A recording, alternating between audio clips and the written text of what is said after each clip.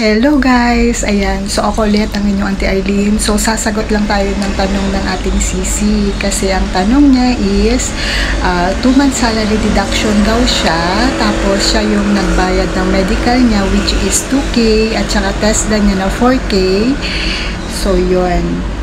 Wow! Ang galing sumayaw at ang ganda. Ganyan ang mga dugong Pilipino. Tsaka sa'yo na rin sisi, pasensya ka na, ginawan ko na lang ng content kasi mahirap kasi mag-type, mag-respond sa mo kasi medyo marami akong sasabihin tungkol dyan. I-explain ko na lang sa'yo, hihimay-himayin ko na lang para mas maintindihan mo at tsaka mas mapanatag, mas guminhawa yung pakiramdam mo, yung ganon.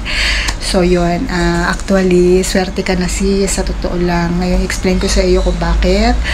Kasi po 2 months salary deduction ka, sabi mo, 'di ba? Tapos naglabas ka ng 2,000 para sa medical at saka 4,000 para sa TESDA. Alam mo, meron pa yan, may OWA at saka PIDOS pa yan, na alam ko sa OWA nasa 1,300. Basta alam ko meron pa yung babayaran, pero kung hindi ka na nila pababayaran is okay yun, kasi kung ibig sabihin 6K lang yung dinagdag mo, bali 2 months salary deduction plus 6K, diba? Pero kung ako sa'yo, magtabi ka lang ng kahit 2,000 pa dyan para kasi meron ka pang dalawang kailangang OWA tsaka PIDOS. Pero kung wala na, ibig sabihin nun 6,000 lang yung dinagdag mo.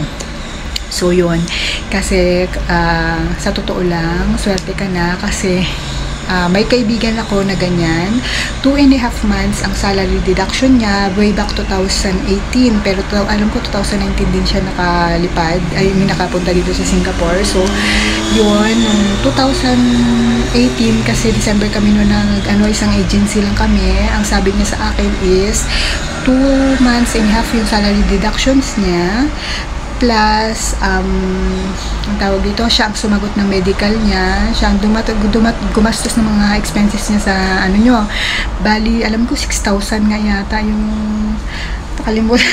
Basta meron siyang ng less than 10,000 yung sa mga niya, sa mga ibang ginastos pa niya sa Pinas, plus 2.5 months na salary. So ibig sabihin kalahati, kumbaga hindi yung sa'yo kasi is 2 months lang, sa kanya 2 months and a half plus siya pa yung nagsagot ng salary ng expenses sa Pinas. Alam nyo, kung akong papipiliin, mas gusto ko din yung ganon. Sa akin kasi lahat agency ang sumagot sa akin, pero guys, 4 months yung deductions ko. So diba, parang mas gugustuhin ka na lang na 2 months yung salary ko plus ako yung sa Pinas, kasi nga kumbaga pagka mas maliit lang kasi ang deductions mo, makakasahod ka kaagad. Tapos ang palagay mo more or less, nakalimutan ko ng computation kasi iba-iba ang computations ng pagka first timer. So palagay mo ang salary mo is 25,000, more or less 25,000. Guys, kung pipiliin nyo yung 3 months salary deduction plus agency nyo sasagot sa Pinas, lugi pa rin kayo kung tutuusin, kasi nga mawawalan kayo ng 1 buwan na salary deductions. Kasi 3 months salary deduction dun sa agency na yun, sila nga ang sumagot ng ng expenses sa Pinas, pero yung 1 buwan na yun, palagay mo 25K yun, yung sahod mo sa 1 buwan. Tapos ikaw ngayon sis, ang sinagot mo lang is parang 6,000 lang. So, diba, parang 19K ang na-save mo kasi nga ikaw yung ang gumastos sa Pinas ng mga paglakad ng mga requirements. So, diba? So, parang para sa akin mas pa yun, maswerte ka pa kasi yung agency mo ganyan yung palakad sa'yo, kasi kung babalikan dati, mas gugustuhin ko na lang yung ganyan. Kasi nga, pagdating mo dito sa Singapore, mas gugustuhin ko, sa situation ko mas gugustuhin ko siguro yung sumahod agad. Kasi alam nyo, dito kasi pagdating nyo pa lang dito sa Singapore is hindi natin alam kung ano yung magiging kapalaran natin, kung suswertehin pa tayo sa amo or hindi, or mabilis pa tayo makapag-adjust. Kasi guys, pag salary deductions ka pa lang, wala kang sahod, diba? Tapos hindi mo alam kung magiging okay kayo ng amo mo, kung magkagamayan kayo, paano kung hindi. For example, hindi kayo nagkaanuhan, tapos na under salary deductions ka pa, paano kung ibalik ka sa agency? Hindi ka pwede maghanap ng sarili mong amo kasi hanggat may utang ka pa sa agency, kasi nga may salary deductions ka pa, hindi ka pwedeng basta-basta makalipat ng ibang amo, agency mo ang maghahanap sa'yo. And karamihan ng mga agency dito is nagcha-charge ng processing fee. So, ibig sabihin, madadagdag at madadagdagan yung utang mo sa kanila. So, kaya mas gugustuhin ko na yung maliit ang salary deductions. After 2 months, makakasahod na ako. Kasi guys, dito, syempre, pagdating mo dito, nandun pa yung homesick mo, para magsastruggle ka kasi dyan na physically, mentally, and emotional. Kasi yung sa physically, yung work mo, minsan, sabi nga nila, lagi ko nilagay sa isip ko nung una ko pala dito, nung hirap-hirap ako, sabi ko, okay lang yan. Kasi nga, yung sahod ko na isipin ko na lang, dahil doble ang sahod ko dito kumpara sa Pinas. So, syempre, doble rin yung pagod. So, parang yun na lang yung pakonsuelo ko sa sarili ko. Kasi nga, mag-a-adjust ka talaga sa, dito kasi mabilisan ng trabaho dito, basta iba-iba. Pero kaya naman.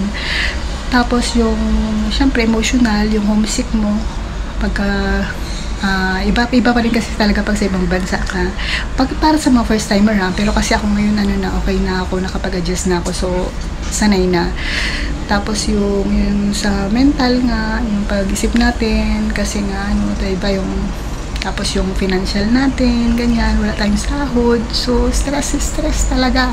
And like pag 2 months ka lang, so madali mo lang yung stress mo na yun. Pagka 3 months mo, sahod mo na, wow, lahat ng mga stress mo sa buhay, wala na kasi nandiyan na yung pera, kumikita ka na. So yun, kaya sa'yo sis, okay yun, 2 months salary deductions at saka may konti kang ilalabas na pera sa Pinas, okay na yun, para sa akin okay yun.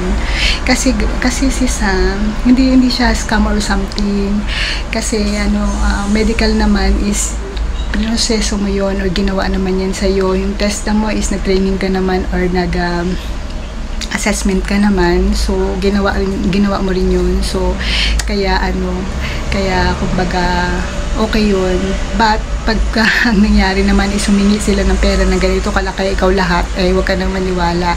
So yun lang guys, pagdating dito sa Singapore, salary deductions plus ikaw maglalabas ng konting amount na pera sa pagpa-process is okay lang yun guys. Basta kumbaga nakatotal siya ng maliit yung salary deductions mo, pero ikaw yung naggastos sa Pilipinas, okay lang yun. Pero kung malaki na yung salary deductions mo, tas ikaw pa ang mag-process sa Pinas, parang ibang usapan naman na yata yan, parang lokohan na yun, yung ganon. So kaya sis, yung 2 months salary deductions plus may nilabas ng pera, meron akong kaibigan ganyan din yung situation niya sa'yo, pero mas malaki yun sa kanya kasi 2.5 months yung kinuha sa kanya na agency, plus siya pa yung gumastos sa Pinas ng parang less than 10k yung nailabas ng pera.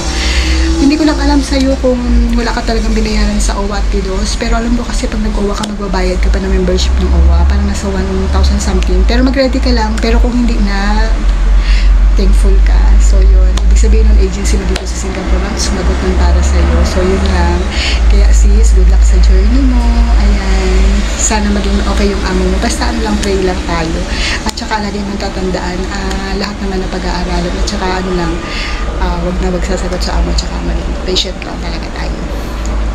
So yun lang. At saka sa una lang yung puro hirap. Tapos pagka nakuha mo yung sweldo mo, yan.